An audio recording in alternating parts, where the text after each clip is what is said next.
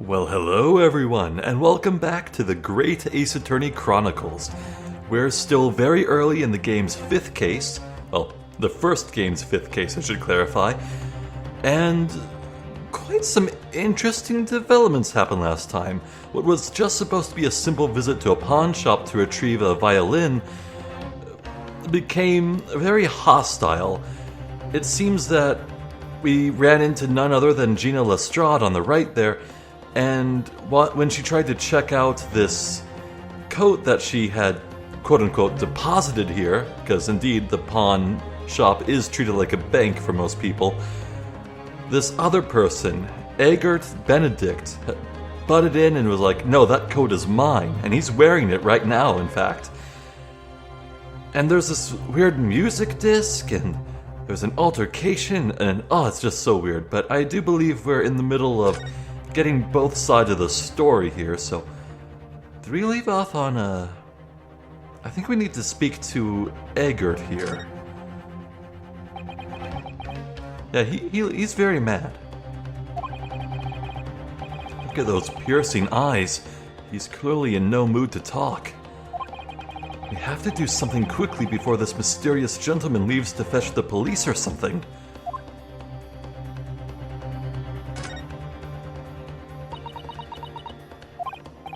Wow, Miss Lestrade is really looking daggers at that mysterious gentleman.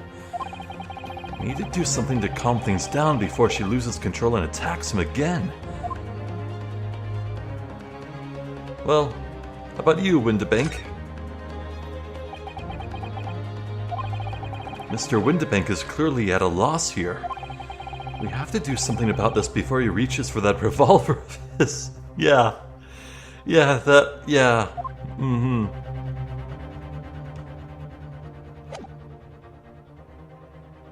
Wait, so...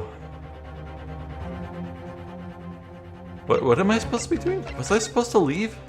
I know we can do that. I really should have checked and see exactly where I left off before I started recording again. What exactly do they want from me? Look at Mr. Windibank watching diligently over his shop. There are still so many things I'm curious about. But somehow I don't really feel like this is the right time to be browsing. Calming this fraught situation must be our first priority. And I'm fairly certain that we can find just the great thing we need among the articles here in this shop. Oh? Really? We need to find something, you say? Oh. The great thing we need. We need the great detective. Mr. Sholmes, what are you examining with such keen interest there? As you enjoy a bar of caramel, I see.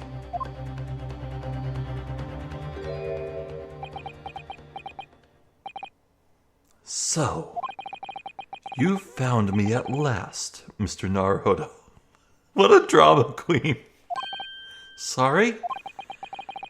After that young pickpocket sent me on my way, I was forced to lurk in the shadows. Cruelly ostracized, as the rest of you partook in the jovial atmosphere of fellowship. I had nothing to occupy my mind, but was too ashamed to let society see what my downfall had done to me. So, feigning mock interest, I pretended to examine the tedious trinkets in this desolate place. Whilst, as you shrewdly observed, gnawing on the only friend I have left, this 7% solution of caramel. Pray, do you claim to understand the depths of my despair, Mr. Naruhodo? But how could you? I was so lonely, so desperately lonely. Then, why on earth didn't you rejoin the conversation? Things have gone from bad to worse here, you know. Yes, I overheard much of your conversation. Or rather, in my craving for human contact, my ears devoured every word that was uttered. You really were sad, weren't you? Poor Mr. Sholmes, I feel simply awful for you. It would seem that my inferences are correct. Oh, Surely you're not about to tell us that you've solved the entire case once again? My dear madame, sometimes I wonder, were my genius for deduction to be commoditized, how much could I pawn it for? Sir, it's priceless. It seems Mr. Sholmes has had another of his flashes of inspiration. But who knows if it will help to resolve the situation between Miss Lestrade and the mysterious gentleman. What's the right thing to do here? I gotta hear it.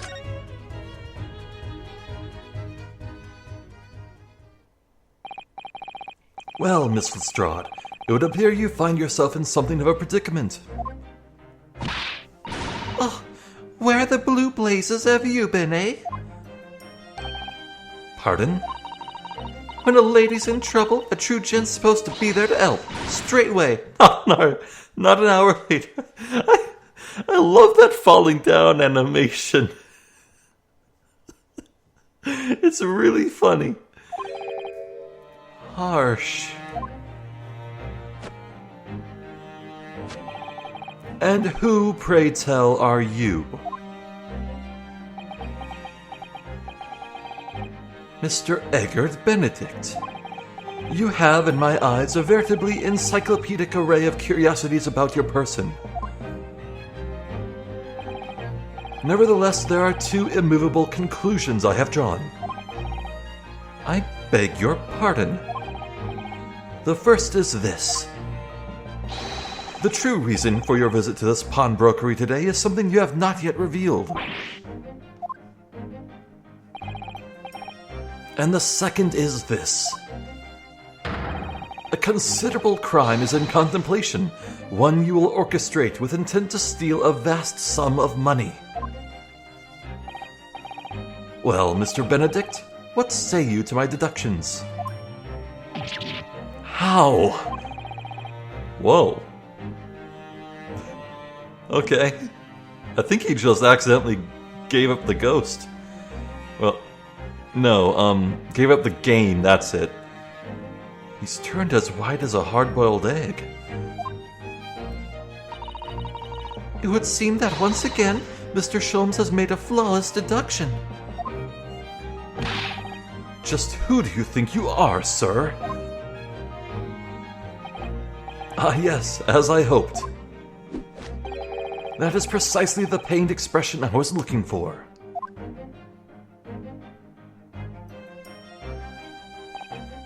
So, shall we begin? The time has come for yet another Herlock Sholmes' logic and reasoning spectacular. Hell yeah. The Great Deduction, the game is afoot. Topic 1. Mystery Man's Aim. First of all, we must ask ourselves on what business you ventured to this pawnbrokery today. You claim to have followed this pickpocket here, having had the redemption ticket stolen from you on the street. But that is most certainly a lie. The real truth is something quite different. When did he get that flyer? As revealed by that which you hold in your hand. Yes, what brought you to the shop in the first place is the staff recruitment flyer.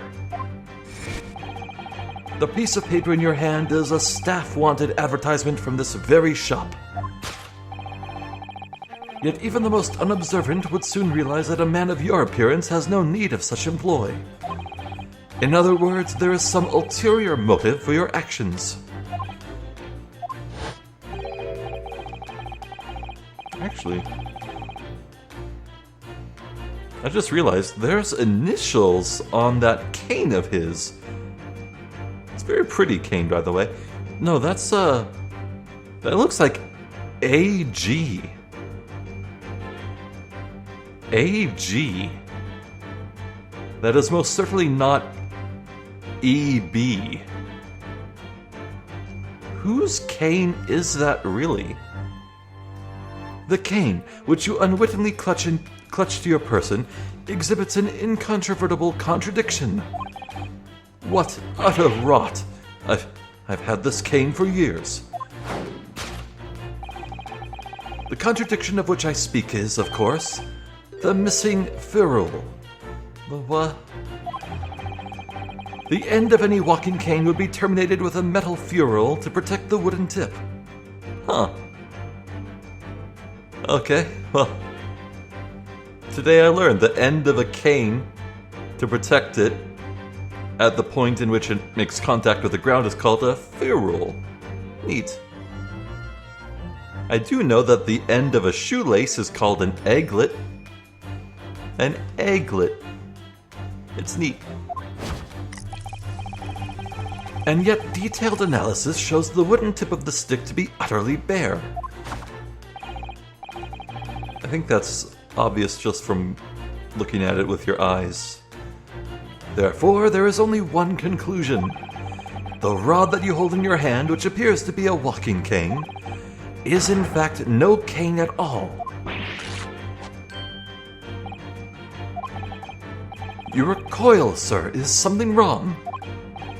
Aye. Well, aye. And in your recoiling, you inadvertently facilitate the answer to the next conundrum to present itself. Namely, what is the truth behind this rod you bear? Yes, your reaction betrays the truth. The handle, which you evidently would like to conceal, is the key to understanding this riddle you see. From the moment I saw it, my suspicions were aroused. What walking cane demands such a stout handle? Mused I. But of course, as I said, this is no walking cane. No, that rod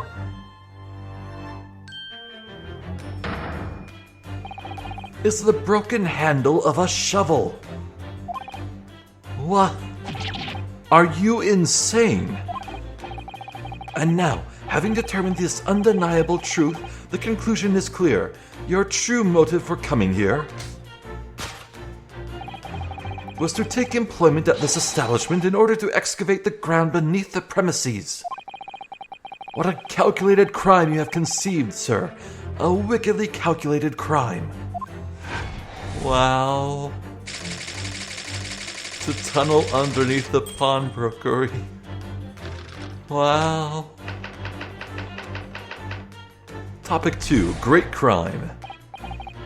Now, Mr. Benedict, let us continue. For we must expose the details of this elaborate crime you have in the planning. This is utterly absurd. You suggest that I, a gentleman, intend to excavate the ground beneath this pawnbrokery with a broken shovel. What on earth do you propose I could expect to find there? Some long-forgotten treasure, I suppose. Save for such a fanciful theory, what possible reason could I have to do as you say? Oh, but there is ample reason.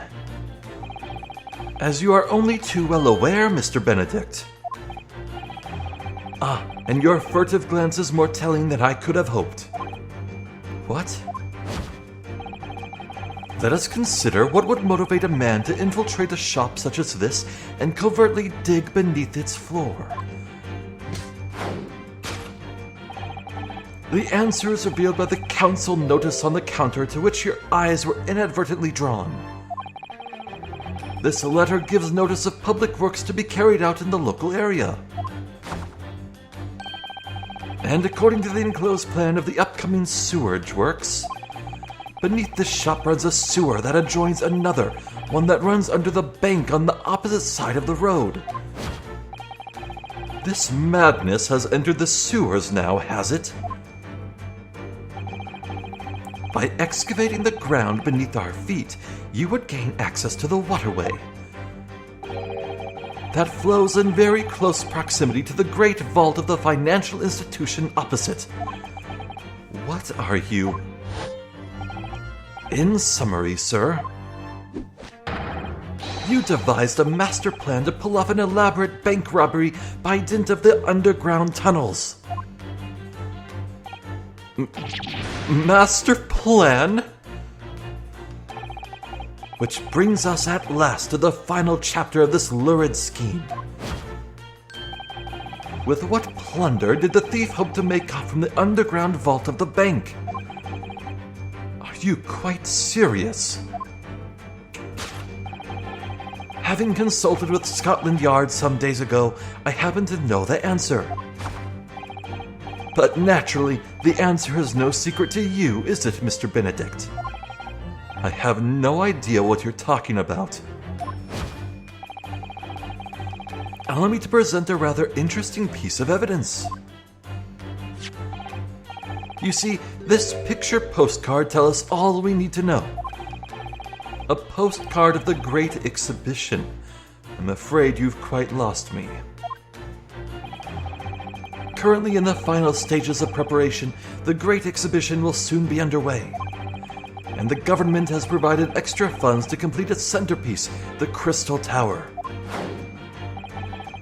Funds that currently sit in the vault of the bank on the other side of this road. Pardon? Yes, the considerable crime you have been contemplating is the theft of that which sits in the vault of that bank, the special reserve funds for the Great Exhibition. Of course, that is top secret police information, so keep it under your hat, please.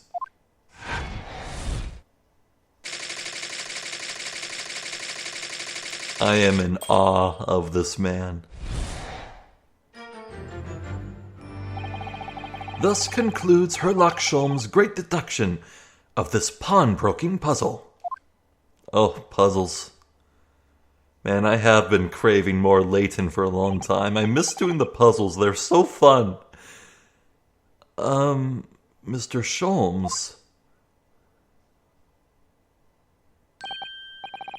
Well, Mr. Naruhodo, an impressively upbeat deduction for detective racked with loneliness, would you not agree?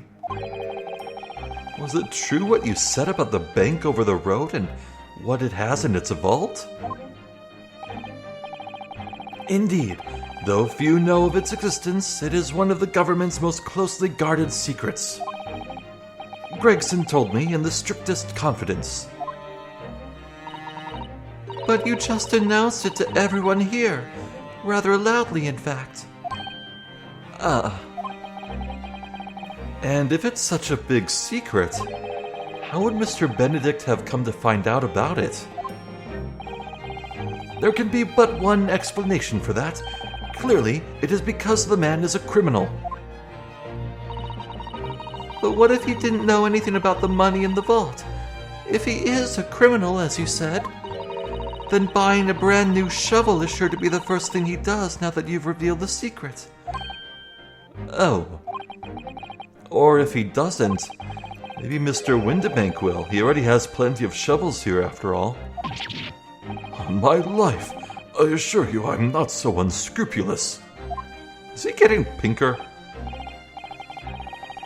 Well, hopefully this has taught you a valuable lesson. Sensitive information must be handled with the utmost of care. One can never be sure that someone privy to secrets won't disclose them, and once the word is out, it's out. Perhaps I'll think twice before confiding in you next time, Mr. Sholmes. An excellent idea, Mr. Naruhodo. An excellent idea.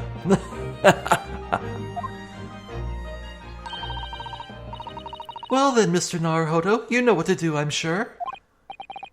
Yes, let's listen to that great deduction again, and see if we can massage it into shape. Very well then, let us start once more from the beginning. Of Herlock Sholmes' magnificent logic and reasoning spectacular.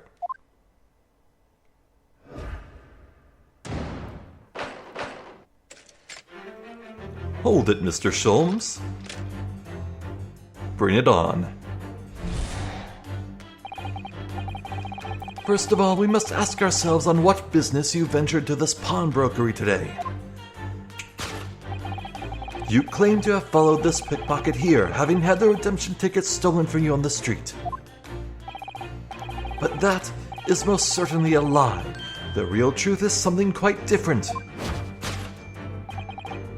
As revealed by that which you hold in your hand. Yes, what brought you to this shop in the first place is the staff recruitment flyer. So, by Mr. Sholmes's reasoning, Mr. Benedict came here in order to apply for a job so he could dig down through the floor. Yes, in an attempt to tunnel into the sewers to gain access to the money in the vault of the bank across the road. But he wouldn't get very far with a broken shovel, would he? No, I think it's fair to say his motives lie elsewhere. The question is, where? What did bring Mr. Benedict here at this particular point in time? Well, we can look at everything. Look at his hat! That silk top hat is whiter than white. Only an English gentleman could hope to carry off something so bright. But it looks so incongruous with that black overcoat, don't you think? Perhaps it's the latest London fashion. I mean, that's just guesswork, of course. How about it, Mr. Naruhodo? I think you look very fetching in a white top hat. Well, you know, I think it might look rather incongruous with my black university uniform, so... Fair enough. Oh!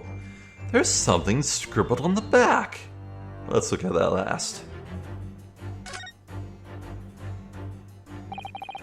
That's a proper English gentleman's cane, isn't it?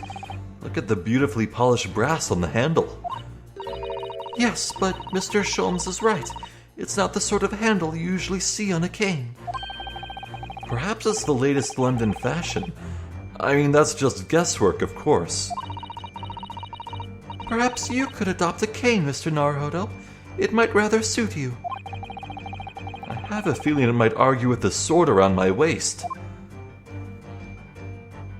No, dude, if you have a cane and a sword, that's badass.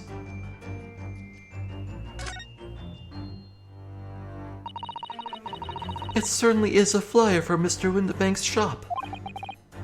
Let's see. Windibanks wants you, pawnbroker's assistant required. It's an eye-catching advertisement, that's for sure. Wait, don't the British pronounce it advertisement? Advertisement? I think that's how they pronounce it over in Europe. I'm American, so I'll stick to American pronunciation. I've seen the same flyer up here inside the shop, I think. Perhaps Mr. Windibank is always in need of more staff. So Mr. Benedict came here to apply for a job. That's just too hard to believe.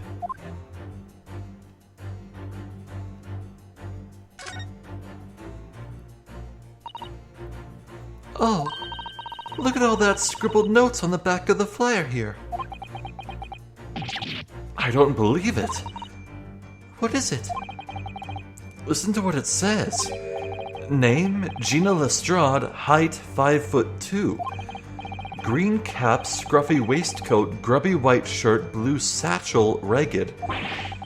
It's a detailed description of Miss Lestrade. Goodness. There's even a sketch of her, hat and all. Although if he showed it to her, she'd fire that smoke grenade launcher in his face for sure. And look, the details of the shop have been written down here too. Windibank's Pawnbrokery, Baker Street. Redemption deadline, 15th of April. Which is today's date. Why would Mr. Benedict have all that information scrawled on the back of that piece of paper? Yeah, it was mentioned very briefly last time, but Benedict has some sort of master giving him orders.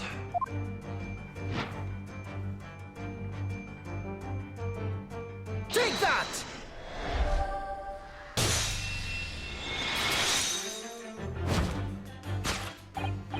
Yes, what brought you to the shop in the first place is the info about Miss Lestrade.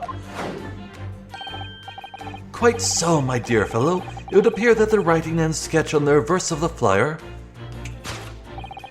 pertain to the pickpocket, Miss Lestrade, and to Mr. Windibank's pawnbrokery here. You originally told us that you had merely given chase after Miss Lestrade stole the redemption ticket from you. But that, sir, is a thinly veiled lie. It is the information on the back of the flyer that led you here today, by which I mean here, to Windibank's pawnbrokery, and today, the redemption deadline of that overcoat. So you waited outside for the young girl matching the description you have written down to arrive. And you have gone to some lengths to hide the reason for your pursuit of Miss Lestrade. In other words, there is some ulterior motive for your actions. The cane, which you unwittingly clutched to your person, exhibits an incontrovertible contradiction. Sometimes I have trouble with large words. What utter rot! I've had this cane for years. The contradiction of which I speak is, of course, the missing ferrule. What's a ferrule? And how do you pronounce it? It's the metal cap commonly found at the end of a cane, Mr. Naruhodo. Ah, the bit that makes the nice clacking sound on the pavement. Yes, exactly. And Mr. Sholmes is right, it appears to be missing on this cane. I wonder if the root word of ferrule is ferrous, as in relating to iron. But it doesn't actually look broken, does it? No, it doesn't, though the gentleman certainly did recoil when Mr. Sholmes identified the cane as suspicious. In other words, there's some secret about the cane that Mr. Benedict would rather we don't know. I looked at the stylish hat, but is there something new?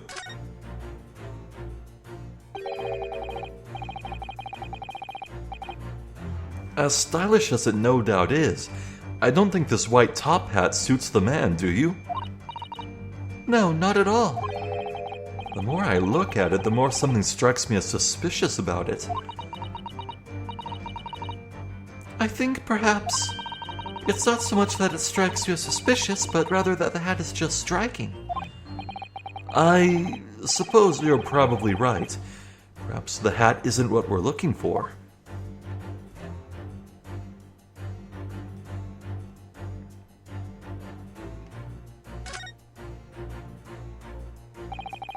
The end of this cane is just bare wood. Yes, and according to Mr. Sholmes' deduction, this is where the shovel blade would have been attached. Huh. Couldn't it just be that the tip fell off? I'm sorry, Mr. Naruhodo, but I couldn't possibly speculate.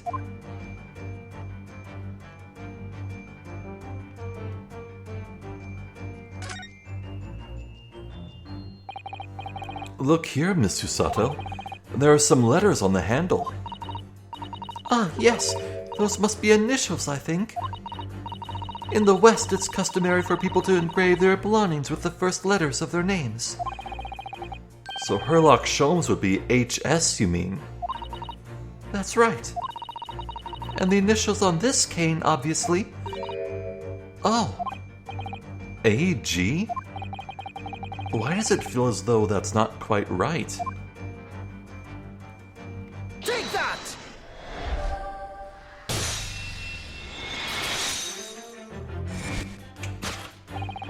The contradiction of which I speak is, of course, the initialing. A most astute observation, wouldn't you say, Mr. Eggert Benedict? We are led to believe, sir, that your initials are EB. yet in a most possessive manner you have in your grasp a cane bearing the initials AG. An incontrovertible contradiction indeed, would you not agree? No, you're wrong. This cane isn't... You said before that you had that cane for years. So don't try to tell us that you just borrowed it from a friend or found it in a park. In short, though you hold yourself to be a great gentleman, you have withheld your true name. Did I just hear a rip? I think I heard a rip sound earlier. Just what is that sound? Oh, don't tell me. Don't tell me. The coat is too small for him, right? And the way he's moving is making it rip. Oh. You recoil, sir. Is something wrong? Aye. And in your recoiling, you inadvertently facilitate the answer of the next conundrum to present itself. Namely, what is the truth behind this rod you bear? Yes, your reaction betrays the truth. The handle, which you evidently would like to conceal, is the key to understanding this riddle, you see. Let's consider the bare bones of what's happened here. Miss Lestrade redeemed that fine-looking overcoat. And now a mysterious man has appeared, introducing himself with a fake name, and claiming that the overcoat belongs to him. But we know that he actually identified Miss Lestrade from a written description, which suggests that everything else he's told us is untrue. So what we need to do here is somehow prove that the overcoat cannot possibly belong to him. Alright, this is where we find the rip. We can look at the hat again? I've been looking closely at this hat for some time now, and it suddenly occurred to me that a bright white top hat like that might be just the hat for me. What? You like it, do you?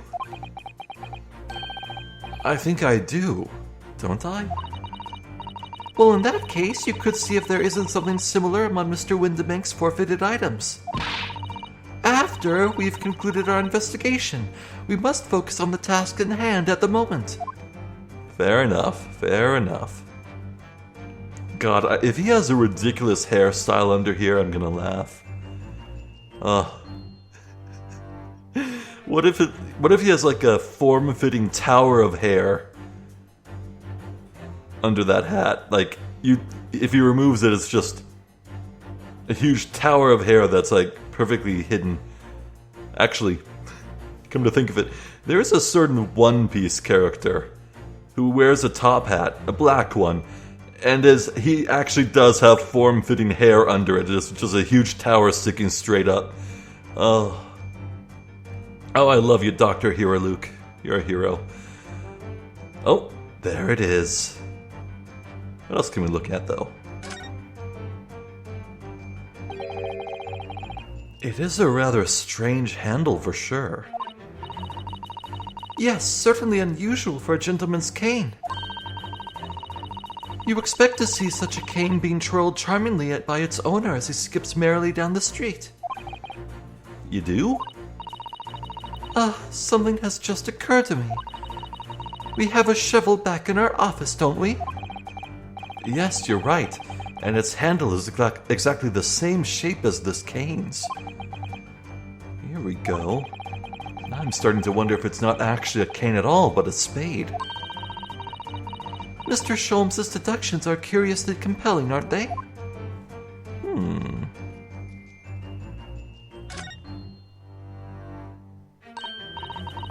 Oh, the seam on the shoulder there is coming apart, look. So it is. Do you know, a moment ago when Mr. Benedict was surprised by something that was said, I thought I heard him make a rather strange noise. It sounded a bit like a tiny growl. But now I think it was probably the sound of the seam ripping open. If you look closely, it does seem to be a very tight fit. The sleeves are stretched to bursting, and he wouldn't have a hope of fastening it at the front.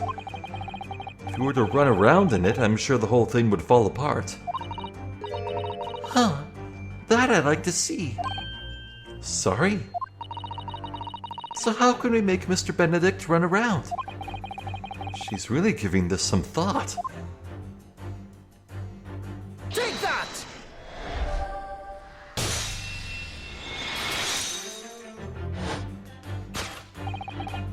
The split seam, which you evidently would like to conceal, is the key to understanding this riddle, you see. Yes, because the overcoat is rather obviously a poor fit. Having forced it over your broad shoulders, the seam is already breaking apart. My suspicions were aroused from the outset. When you so baldly lied about your name and so boldly waylaid this pickpocket. Ugh. This catalog of untruths has all been for one very specific purpose. To steal the article that the young girl redeemed from Mr. Windibank. Arg! But what really irks me is this. The considerable crime I initially imagined has been considerably curtailed. True conclusion, to abscond with a redeemed item. I love that word, abscond. It's so great.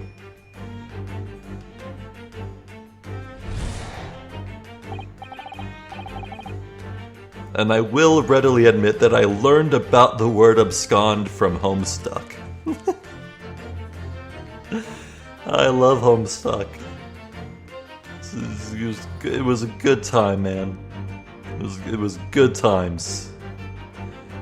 Now, Mr. Benedict, let us continue. For you must expose the details of this elaborate crime you have in the planning. This is utterly absurd. You suggest that I, a gentleman, designed a wheeze to filch some tawdry article of pawnage. Have you forgotten that I redeemed the article in the proper manner using the watchword? Had I not been the one to deposit it in the first place? How could I possibly have known the relevant details? Ne est ce pas. Pardon my French. Oh, but the watchword can be discovered. As you are only too well aware, Mr. Benedict. Ah, and your furtive glance is more telling than I could have hoped. What? Let us consider how one might come to learn a secret watchword relating to the pawned property of another. The method is revealed by the council notice on the counter to which your eyes were inadvertently drawn. The direction of the deduction must change rather dramatically now, I think. Yes, no more talk of tunneling into the sewers. Which is a pity because it all sounded rather exciting. Anyway, you can't deny that this mysterious gentleman did know the watchword. Yes, Professor. If you didn't know that word, Mr. Windibank would never allow you to redeem the article. Or, looking at it another way, if you did know that word, Mr. Windibank would allow you to redeem the article whether it was yours or not. So the question is, could this gentleman have found the watchword out somehow?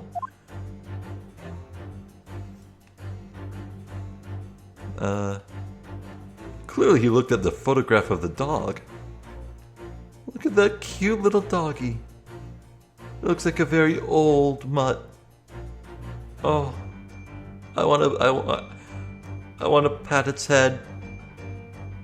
I want to pat it so bad. You know what? I've never owned a dog before. I've always been a cat person.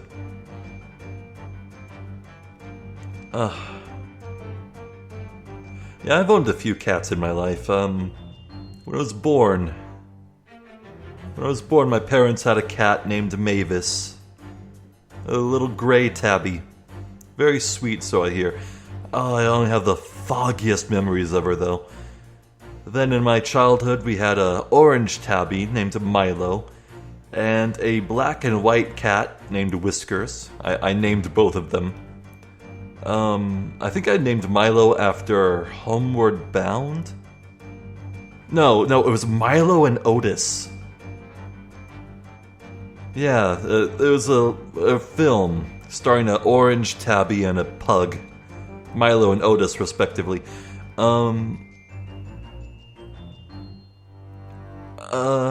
Boy. So Mavis died of old age, really. But, oh god. It pains me to this day, really, but we only had Milo and Whiskers for just a few short years, but then we moved to a new house, and about a week in, they were outdoor cats, which was a bit foolish at the time, and we finally let them out. And 1 week after moving, neither cat ever came home. It was horrible. I pray that they found loving homes or adopted. We had missing posters put up all throughout the neighborhood. Never got any word, never found them, no sign of hide or hair. But that said, we did live next to some woods, and we did hear coyotes quite frequently in the night. I really hope Milo and Whiskers found a nice home to live in. And then a few years later, we got two ragdoll cats, Rocket and Blue. Love those two. Rocket was a character. And, Blue, she was a very lazy, fat cat, but she was so sweet. She loved to snuggle. They lived long, fulfilling lives, but both, actually, the Rocket and Blue, they were both from the same litter, in fact. We had them since they were kittens, and they lived until their teens. They both died in the same way. Complications due to cancer growths in their chins. Both couldn't eat anymore, so we had to put them down to end their suffering. Rocket went first. Bluebell persisted a few years later before developing the same cancer in her chin. God rest those cats. Actually, on my YouTube channel, I have a video that's a compilation of Blue meowing in real cute ways. Go check it out if you want. What the frick was I talking about? Oh yeah. The method is revealed by the council notice on the counter to which your eyes were inadvertently drawn. Oh, there's a little picture of a kitty. Neat.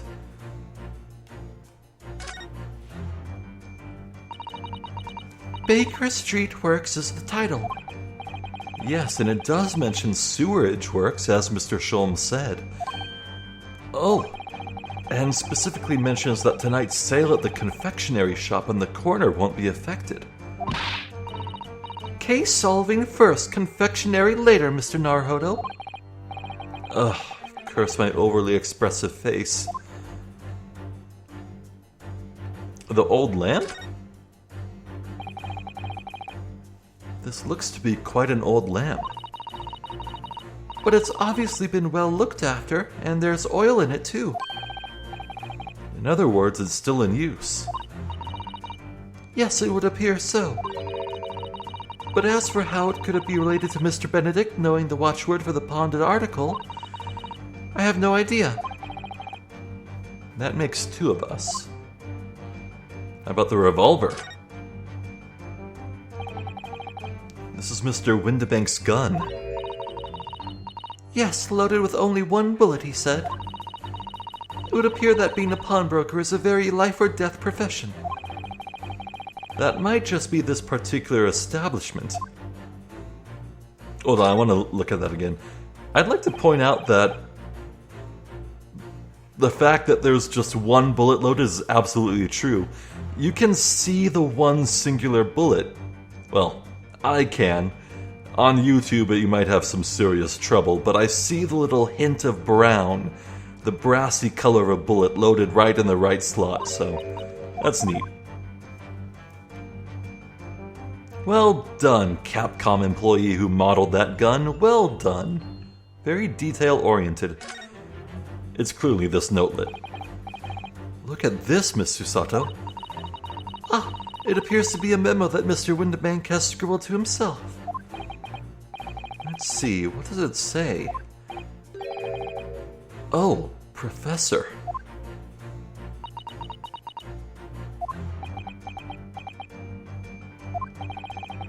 Mr. Windibank must make a note of the watchword his customers give him right before their eyes. And an alarmingly clear script as well. Oh dear, I don't know where to look. Who knows what other secrets I might see? Take that!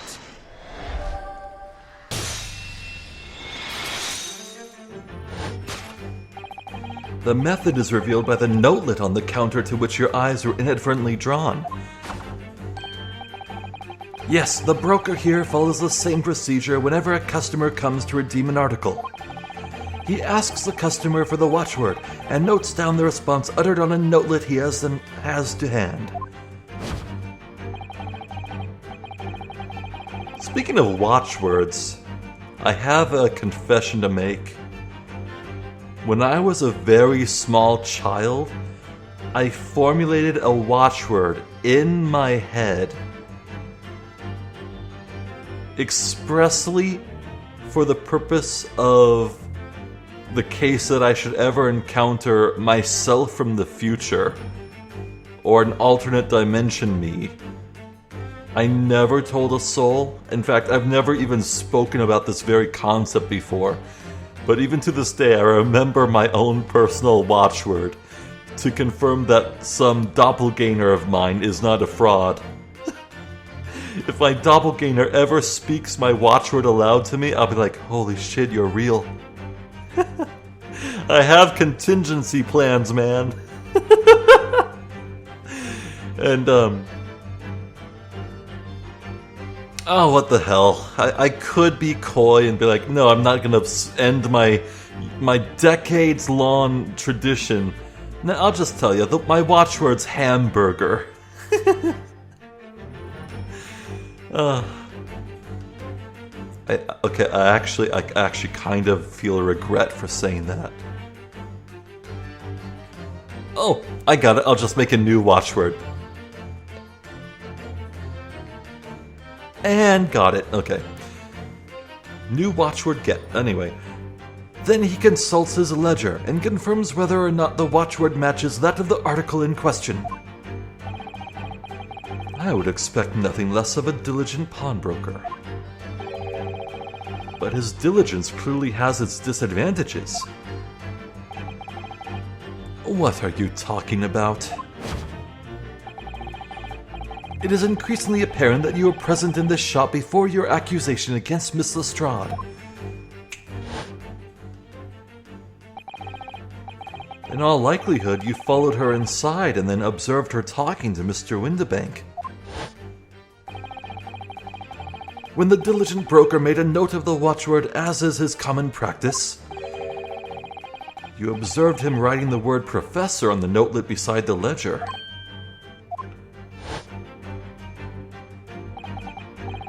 And that, sir, was the master plan you devised to steal the pawned article from the young Miss Lestrade. Master plan? Which brings us at last to the final chapter of this lurid scheme. Why would you go to such lengths to redeem that particular article from this pawnbroker? Are you quite serious? For an ill-fitting overcoat hardly seems to justify the effort, much less a worthless music box disc. But naturally you had very good reason to make them yours, didn't you, Mr. Benedict? I have no idea what you're talking about. Allow me to present a rather interesting piece of evidence. You see, this picture postcard tells us all we need to know. The articles we're talking about are the overcoat and the music box disc that was in one of the pockets, which, according to Mr. Windibank, isn't even worth a penny. And yet this man went to such lengths to steal them. Why? I wonder if perhaps we already have the evidence we need to explain it, Mr. Naruhodo. Could we? Really? We would have a thorough look through all the evidence we've collected so far, which is like 2 things.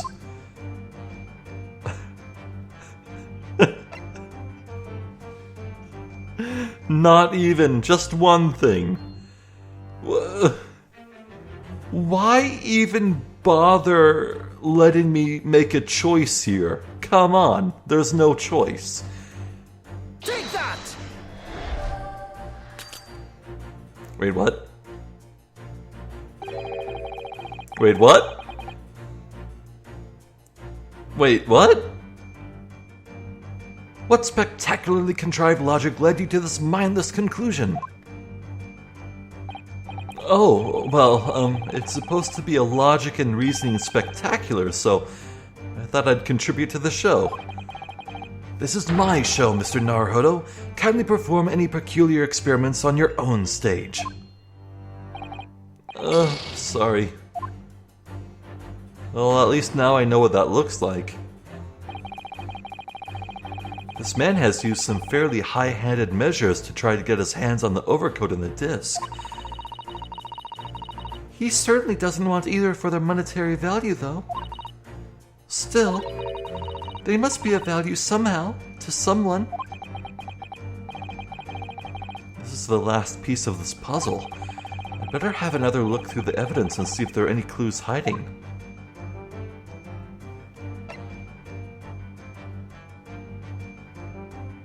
Oh, son of a... Oh, I'm such a fool. I never examined this. I need to update the data. Oh, good lord. Ugh. First things first, look at the blood. Look at all the little bumps on the disc. They're so tiny. Yes, the protrusions are called pins, and they pluck the teeth of the comb to make notes. And just on the edge, there's a small amount of blood.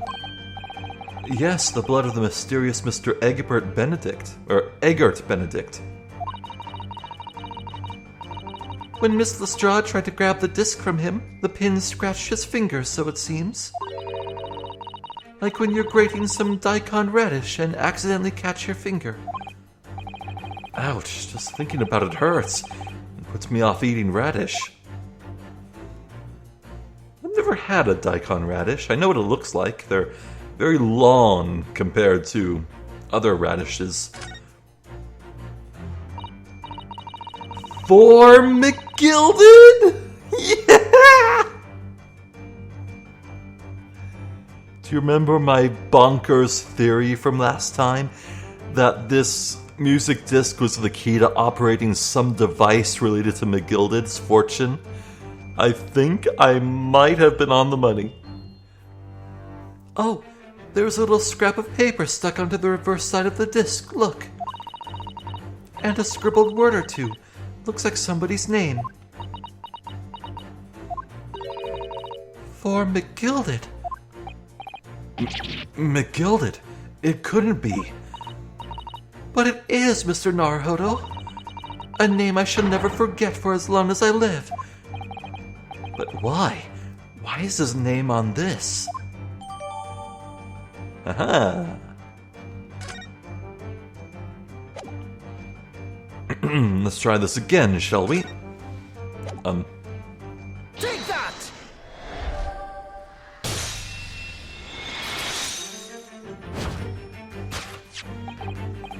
You see, this music box disc tells us all we need to know. What's that on the back? It reads, for McGilded. Ugh. Ah, Mr. Magnus McGilded. The unfortunate philanthropist who perished in curious circumstances at the Old Bailey 2 months ago. A prominent man in London, though his loan-mongering demonstrated his distinct lack of scruples.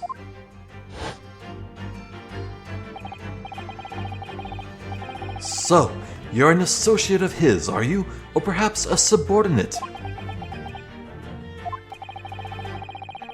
Mr. McGilded was a man of unusually small stature. In fact, he was precisely the right size for that overcoat that you've squeezed yourself into. Ugh. Your true identity remains shrouded in mystery, Mr. Eggert Benedict. But the final conclusion here is crystal clear. The reason you came to this pawnbrokery today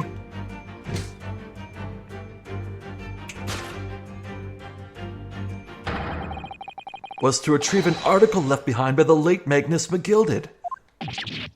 Ugh. Arrgh!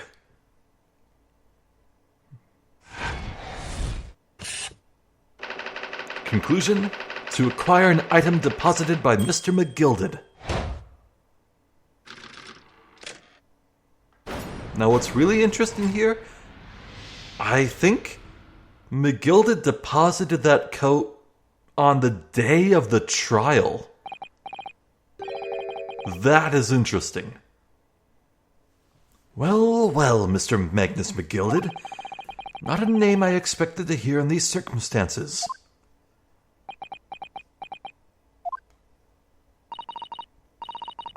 Mr. Sholmes, I'm afraid there's something very troubling on my mind. Pray tell, Miss Usoto. Well, according to what Mr. Windibank told us earlier, today was the final day on which the coat could have been redeemed, was it not? Yes, ma'am, that is correct. Today would be precisely 2 months since it was first deposited. Well, today is the 15th of April, so 2 months ago today. Would have been 15th of February, sir, that's right. It's all carefully recorded in my ledger. Deposited at 10:30 p.m., I see. What? But that suggests... Yes, the 15th of February is precisely the day on which the omnibus murder took place. Oh, not the day of the trial, the day of the murder. And 10:30 in the evening is precisely the time at which the terrible events were unfolding. Suggestive is not the word. It would seem the matter is entirely beyond coincidence.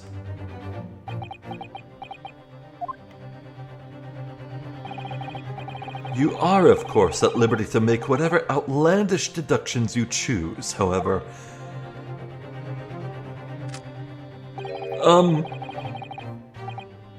I must insist you hand over the music box disc now. I liked the guns when they were pointed at themselves earlier.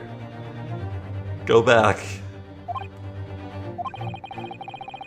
It would be a terrible shame for you to return to your native land in a box. What do I do?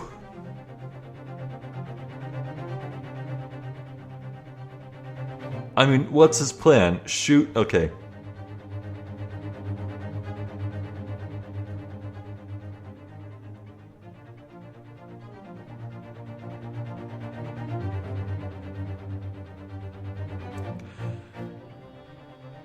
There are 2 things here.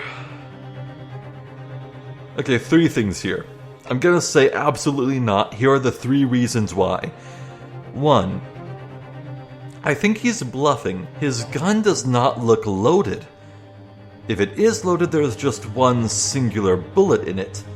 Number 2, with there being just one singular bullet, sure, Ryunosuke might die, but that would leave a room full of witnesses to just end this man's life. He'd go to jail.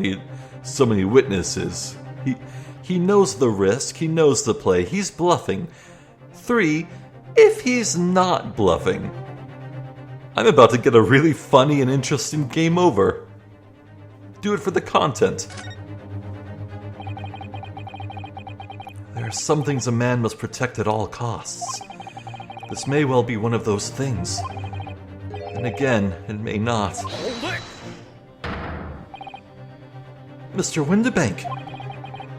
This is my shop. I can't allow any harm to come to my customers. If that were to happen, I should have to take my own life. Mr. Windibank, no! Alright, that's enough. Hey! Inspector Gregson! Oh, my hero. Well, oh boy. I think this relative cliffhanger is where I should end things. We've just now hit the 1 hour mark. Give 1 minute. Well, 50 seconds more like, but... Yeah, wow. Oh, okay, wow. Boy, these great deductions, they're fun, but long and exhausting. That's what she said.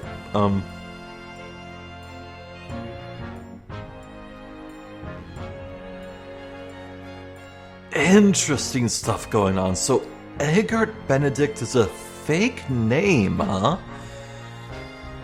Goodness me, his real name is A.G.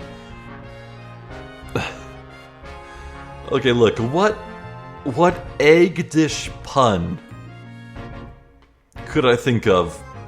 If we're keeping the theme, if he's still named after eggs.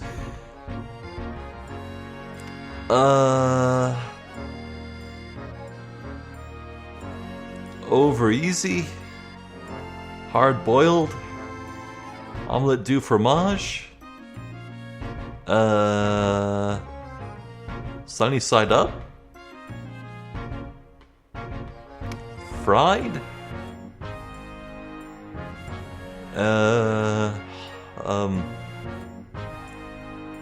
Soft boiled? No, yeah, I can't think of any egg terms remotely approaching AG, so maybe it's some other food or, you know, just something completely unrelated, in fact. Maybe we'll find out next time. If not next time, then definitely sometime during this case. Very interesting. But the question is, Herlock Sholmes deduced that Eggert Benedict must be some sort of subordinate to Magnus McGilded. And I agree with that idea, but that poses a question.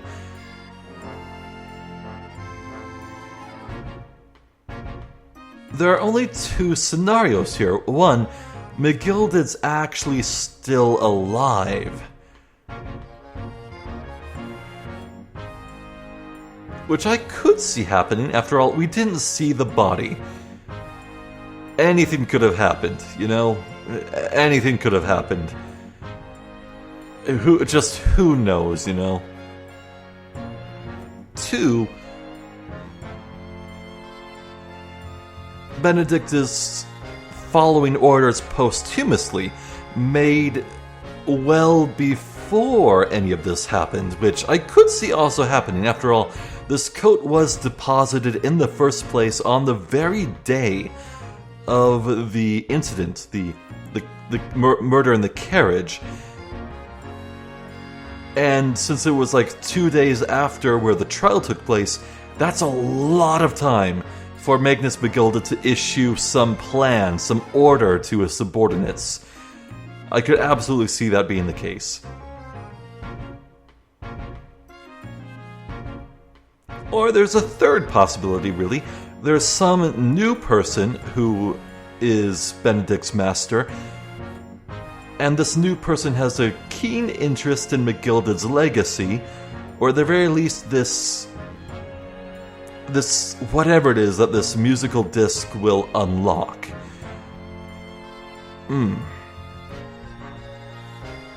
Man, we have a really solid mystery on our hand.